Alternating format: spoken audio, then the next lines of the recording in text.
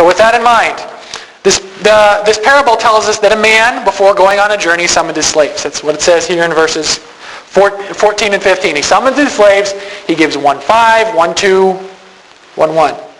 But to each slave he gave something. Some were more, some were less. But he gave something to everyone. Everyone who's in the story, he gives them something. This was his property. He was to take care of his work, the master's work. They were to take care of the master's work while he was away. Now you don't have to be a genius to start understanding this parable. Who is the man who's going away on a journey? Who's it supposed to be? The Lord. That's the correct answer to every single question in church almost. What is it? It's Jesus. Yes. Who's it supposed to be? Jesus. Oh, okay, you're right. So we think about it. Jesus isn't here physically. Is he? We can't go over here and say, oh, hey, Jesus, what's up? Give him the fist bump in the morning. What's up? He's not here right now. He's away on business, as the parable tells us. He's off to take care of stuff. The passage in Luke, the similar story in Luke says he's off to be crowned king. He's off to receive his inheritance, whatever. But he's away. He's not here. And since he's gone away, what has he done with his earthly work? He gave it to us. Jesus says, guess what? I'm going away, but you guys are going to be the ones who are doing what I've been doing. You're going to be teaching, you're going to be praying, you're going to be doing all this stuff, you're going to be comforting, you're going to be spreading the good news. You are doing what I was doing. To each of his followers, he has given a measure of his earthly work. Nobody gets it all. He gives little bits of it to everyone. So everybody here who calls on the name of the Lord, you have a small measure of the ministry Jesus does. That's a pretty big deal. So Jesus is away right now. He can't teach. He can't preach. He can't comfort. He can't evangelize on the street. He says, you guys have to do it. You have to be the person sitting in the hospital bed with the person who has leukemia. You have to be the person getting up there in the pulpit on Sunday morning and telling people what I can't say because I'm not there. You have to be the one doing it. He uses us to accomplish his tasks. His slaves are to do his work. And yes, we are slaves to God. We have that song, I am a friend of God. That's true, I'm God's friend. I am a son of his, but I'm also his worker. They use the word slave here. It's just how it is. We're working for Jesus. Our pay is later. We get all paid at the end. You work, and then you die, and then you get paid. Sort of like life insurance.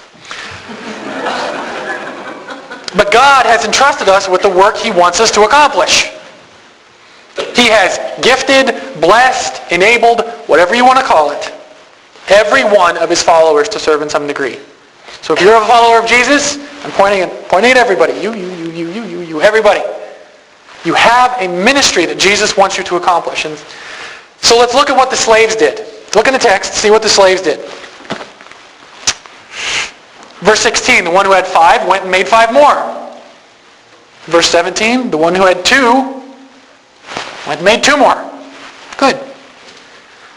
And then we have the one who, in verse 18, dug a hole in the ground and hid his master's money. The two good ones went off and immediately began working with what they had been given. They said, I've got 5, I got to make 5 more.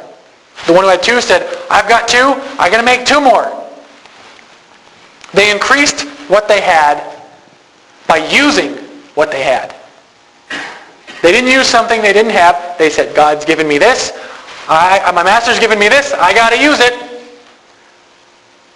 I said, all right, so they went and made more. But look at that last guy. Verse 18. Look at that last guy. He takes what he has and he doesn't use it. He buried it in the ground so he wouldn't lose it. We don't have to do a whole lot of literary study here to realize that this guy's not doing the right thing. He's not going to be doing real well when the master comes around. So, as a result, look at what happened to them based on how they acted with their talents. Real quick, a talent is like, when you say a TV show, America's Got Talent or Britain's Got Talent or whatever, people go up and they sing or they dance or they try to do some body contortion or whatever. Here, a talent just means a sum of money. So, but it actually works well in English because we use the word talent for something that you can do well. So God gives everyone talents, and it sort of works. It's not the way it's supposed to be. It's actually in Greek, it's something completely different. But we'll work with what we got. Talents. Look at what the master did based on how they'd used their talents. He comes back to settle accounts. Okay? The two who were faithful in what they'd been given, look what happens to them. Let's look. It says in verse 20, the one who had received 5 talents came forward, bringing 5 more, so he brought a total of how many? 5 plus 5 is? 10. Didn't know you had to do math in church, but you did. He said, Master, you handed over to me 5 talents. See, I have made 5 more. And his master said to him, good job. Well done. Good and trustworthy slave. You have been trustworthy in a few things. I'll put you in charge of many things. Enter into the joy of your master. Look what happened to the dude with 2. The one with 2 talents came forward and said, Master, you handed over to me 2. See, I have made 2 more talents. How many is that? 4. So how many do we have total right now? 14. Up 10 plus 4. Plus the dude's 1, so that's 15. But we haven't gotten him yet. That doesn't matter. That's just side math because I love math. But anyway, his master said to him, well done. He said, you had 2, you got 2 more. Well done. Thumbs up. It's a big thing in my family. Not in Texas. Nobody in Texas does it. We all do this, which is the University of Texas. Hook 'em horns. Yeah. And but the thumbs up thing is just my own thing. So, the master says, thumbs up. Well done. Good and trustworthy slave. You've been trustworthy in a few things. I will put you in charge of many things. Enter into the joy of your master. The master says, you've been faithful in taking care of something simple. Money. I gave you something to do. You took care of it. I will put you in charge of many things. In the account in Luke, he said, you will be put in charge of 10 cities. Okay? You were faithful in 10, like being faithful with $10,000. Being put in faithful in $10,000 basically would be the equivalent of making you the mayor or the governor. What do you guys have here in Canada? The governor? Is it the regional general? What do you call him? Over Saskatchewan? The whole territory? Province? What? Mayor? Governor? Premier. I don't know these things. I've been here 5 months. Cut me some slack. It'd be like if you were faithful in $10,000, God came and said, here's $10,000. I want you to be faithful with it. You were. You made a profit on it. So he said, guess what? You get to be the premier of Saskatchewan now. You're like, that's pretty sweet. That's a pretty sweet deal. I have $10,000. That's not a lot of money. Not a lot of money. I wish I had $10,000 sitting around. But it's not a lot of money. We're in a lot of money. You want $10 million. But $10,000. That's a relatively small amount of money. You're faithful with that. And then you get put in charge of an entire province.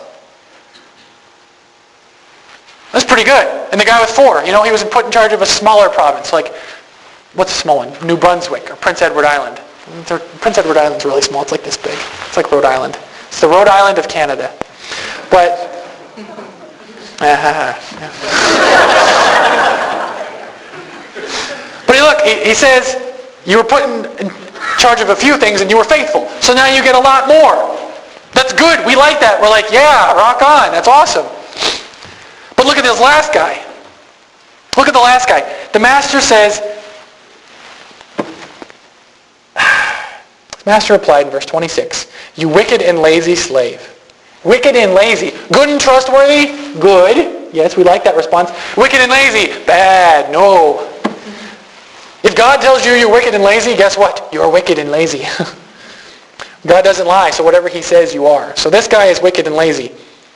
He says, you knew I did not reap. I reap where I don't scatter. You ought to have invested my money with the bankers. You ought to have done something with it. Hiding it and doing nothing with it is not the right answer. Pounding on the pulpit so everyone pays attention. I don't just do it. I'm not a fire and brimstone guy. I'm sort of more of a humor, ha-ha, make you laugh kind of guy.